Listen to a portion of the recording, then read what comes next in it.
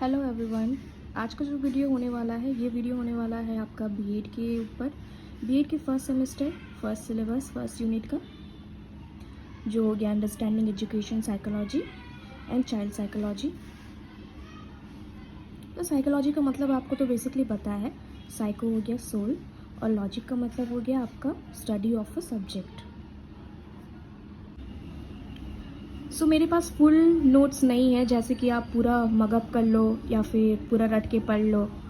ये मैंने पॉइंट्स दिया है जिसमें आप पहले अंडरस्टैंड कीजिए और ये खुद से बनाने का कोशिश कीजिए, ये सबसे बेहतर होता है। ये मैंने एक्स्ट्रा में लिखा है different type of psychology.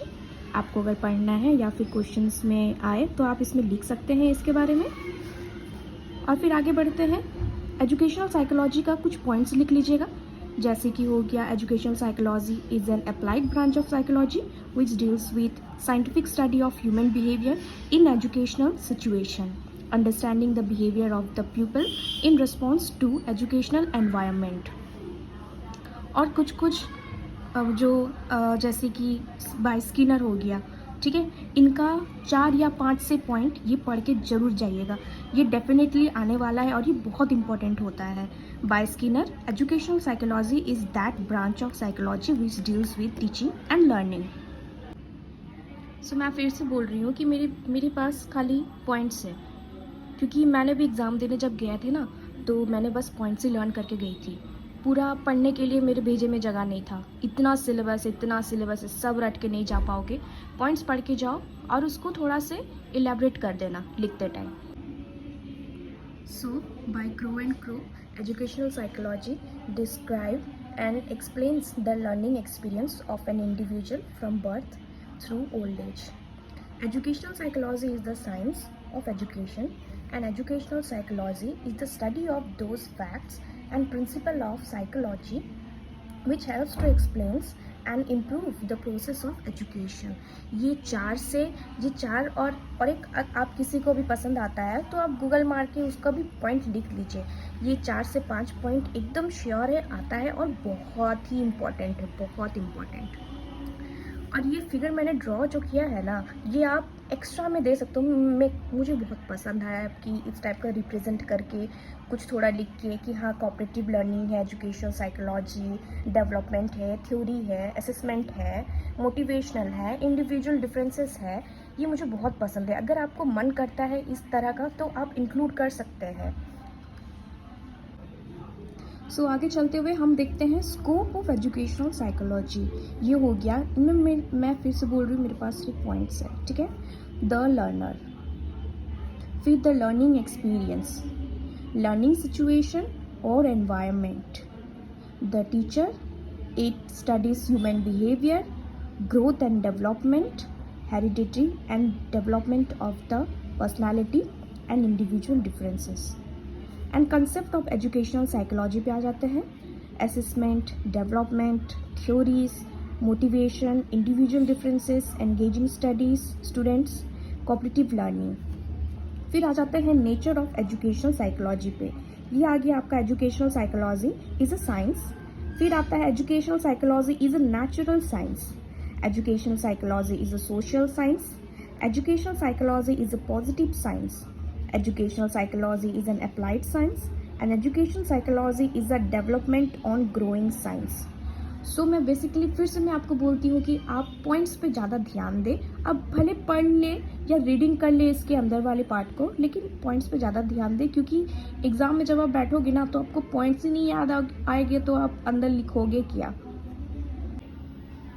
So next we are going to see about the importance of educational psychology, कि ये कहाँ कहाँ काम देता है और इसका इम्पोर्टेंस क्या है। जैसे टू अंडरस्टैंड द लर्नर, जो चिल्ड्रन होता है उनको समझना, उनका प्रॉब्लम्स को समझना, to understand the learning process, और जो बेटर कन्वर्सेशन होता है बिटवीन चिल्ड्रन एंड टीचर, वो चीज़ बहुत इंपॉर्टेंट होता है। एजुकेशनल साइकोलॉजी में सब बताया गया है।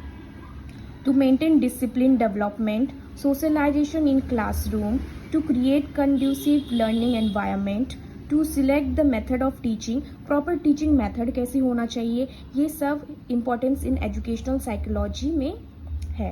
तो ये points आप अगर ना भी याद करें तो भी आप खुद से लिख सकते हैं ये सारी पॉइंट्स। फिर आ जाती है role of educational psychology in teaching learning process. इसका रोल क्या है?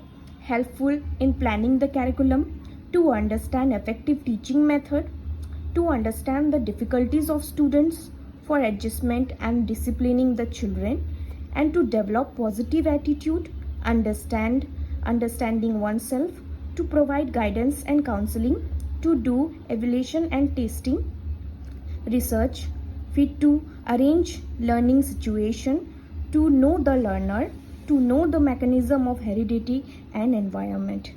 सो ये हेरिडिटी एंड एनवायरनमेंट, ये बेसिकली एक ऐसा इम्पॉर्टेंट टॉपिक है जो आपको हर एक यूनिट में देखने को मिलेगा। एनवायरनमेंट कैसे होना चाहिए एक बच्चे के आसपास, फैमिली में कैसा होना चाहिए, क्लासरूम में कैसा एनवायरनमेंट होना चाहिए, और हेरिडिटरी हो गया आपका फैमिली बैकग्राउंड, ये सब के बारे में ये आपको आगे बहुत पढ़ने को मिलेगा और धीरे धीरे आपको हर चीज़ का नॉलेज होने लगेगा। Branch of knowledge concerned with both the nature of development and regulation of significant structural, functional and behavioral change occur in children. Children में जो behavior change होता है, जो functional change होता है, वो हम child psychology के दौर पे जानेंगे। Deals with understanding the development of characteristic of children, और child psychology deals with understanding of growth and development। सो ये बेसिकली हमें ये बताता है कि जो चाइल्ड में जो डेवलपमेंट होती है, ग्रोथ होता है, जो मेंटली डेवलपमेंट होता है और जो फिजिकली डेवलपमेंट होता है, इसको स्टडी किया जाता है। और जैसे जैसे फिजिकली ग्रोथ होता है, बॉडी पार्ट्स चेंज होते हैं, एक लड़की मैच्योर होती है, एक लड़का मैच्योर होता है, उस पर इमोशंस चेंज कैसी होता है, उनका एटीट्यूड कैसे चेंज होता है, ये चीज़ फिजिकली ग्रोथ में हो जाता है। और जो डेवलपमेंट होता है, जो मेंटली डेवलपमेंट होता है, जैसे कि आप स्टैंडर्ड बाय स्टैंडर्ड आप पार करते हैं, आप आगे पढ़ते हैं, उसमें जो आपको डेवलपमेंट होता है, जो नॉलेज मिलती है, जबकि ब्रेन डेवलपमेंट होता है, वो डेवलपमेंट हो गया है। ये चाइल्ड के ऊपर स्टडी किया जाता है। और ये कुछ क्रो एंड क्रो और ये कुछ 2-3 पॉइंट्स हैं जो कि आप पढ़ लीजिएगा। इससे इस यूनिट में सबसे ज़्यादा इम्पॉर्टेंट हो जाता है आपका एजुकेशनल साइकोलॉजी, क्योंकि मैंने भी देखा कि जब एग्ज़ाम में मिड सेमेस्टर में भी हमें एजुकेशनल साइकोलॉजी से ही क्वेश्चंस आए थे, और लास्ट में भी हमें एजुकेशनल साइकोलॉजी से ही फाइनल्स में क्वेश्चंस आए थे। सो इसका मतलब मैं ये नहीं बोल रही हूँ कि आप चाइल्ड साइकोलॉजी पढ़ के मत जाओ, पढ़ लेना, सब चीज़ इम्पॉर्टेंट है, सबके बारे में हर चीज़ नॉलेज रखना चाहिए। सो पढ़ लीजिएगा। सो आगे बढ़ते हुए हम देखेंगे इम्पोर्टेंस ऑफ चाइल्ड एजुकेशन। ठीक है, ये इम्पोर्टेंस क्या है चाइल्ड एजुकेशन का, आप खुद भी सोच सकते हैं चाइल्ड एजुकेशन का इम्पोर्टेंस क्या है। अंडरस्टैंडिंग होता है, बच्चे को कैसे समझना है, बच्चे से कैसे डील करना है, उसको कैसे अंदर कॉन्फिडेंस लाना है, एक पॉजिटिव एटीट्यूड कैसे लाना है उसके अंदर। देखिए, confidence of children and parent, to teach child and parent importance of primary and preservative care, to have a better RN planning and interaction, to produce a comfortable environment। कोई teacher होते हैं ना बहुत अनकंफर्टेबल होते हैं, जैसे डांट देते हैं या फिर कुछ भी खुल के बात नहीं करते हैं, तो टीचर्स का में अंदर में भी ये अंडरस्टैंडिंग होना चाहिए कि बच्चे से कैसे डील किया जाए। ये चीज़ इंपॉर्टेंस होता है चाइल्ड साइकोलॉजी का। जरूरी नहीं है कि जो पॉइंट्स है वही आपको लिखना है, आप खुद से भी बना के लिख सकते हो। आप इतने बड़े हो, आप बीएड कर रहे हो, तो आप खुद से बना के लिख सकते हो। Scope of child psychology, stage of growth and maturation, maturity जो कि हम जो एडोलेसेंस हम कहते हैं उसको, 11-12 के बाद जो हम अपने बॉडी चेंजेस होता है, माइंड चेंजेस होता है, इमोशंस चेंजेस होता है, environmental influences upon development, interaction between the child and the members of society, mental process, individual differences between children. So मैंने ये पेज भूल गया था, एक्चुअली मैंने कंसेप्ट ऑफ चाइल्ड एजुकेशन लिखा नहीं है, और नेचर ऑफ चाइल्ड साइकोलॉजी जो लर्नर है, लर्निंग एक्सपीरियंस है, लर्निंग प्रोसेस है, learning situation and environment, teacher, और इसमें अगर आपको ऐड करना है तो हेरिडिटरी भी ऐड कर सकते हो। और ये कुछ stages of child age development है। सो मैं क्या करती हूँ ना कि मैं गूगल मारती हूँ स्टेजेस ऑफ चाइल्ड डेवलपमेंट, जो भी मुझे इमेज या इन्फॉर्मेशन अच्छा लगता है एडिशनल, क्योंकि मुझे तो ये बहुत पसंद है इस तरह का कुछ भी ऐड करना आंसर्स में। तो अगर आपको भी पसंद है तो आप ऐड कर सकते हो, क्योंकि ये बहुत अच्छा लगता है। और जब पॉइंट में, क्योंकि जब जब आंसर सीट कोई चेक करते जाता है तो जो पॉइंट्स होता है वो मेन चीज़ देखते हैं, वो ना कि अंदर अंदर पढ़ते हैं, या फिर वो देखते हैं कि आपने कितना लिखा है और जो पॉइंट्स है वो वैलिड है कि नहीं। सो ये वीडियो मैं अभी यहाँ समाप्त करती हूँ। अगर आपको कोई दिक्कत हो या मेरे नोट्स में कोई कमी हो या कुछ गलती हो तो आप मुझे कमेंट सेक्शन में लिख सकते हैं, मैं ज़रूर रिप्लाई करूँगी। और रही बात एग्ज़ाम्स की, तो आप बिल्कुल ना डरे, आप बीएड के स्टूडेंट हैं। जब आप कॉन्फिडेंट सिखाने जाओगे तो इसका मतलब आपके अंदर भी कॉन्फिडेंट होना चाहिए, आप खुद से लिख सकते हो, इस चीज़ के लिए डरो मत। बस मैं एक बात बोलूँगी कि पॉइंट्स ज़रूर याद रखना, पॉइंट्स याद रहे तो आप अंदर एकदम बेफिक्र लिख सकते हो।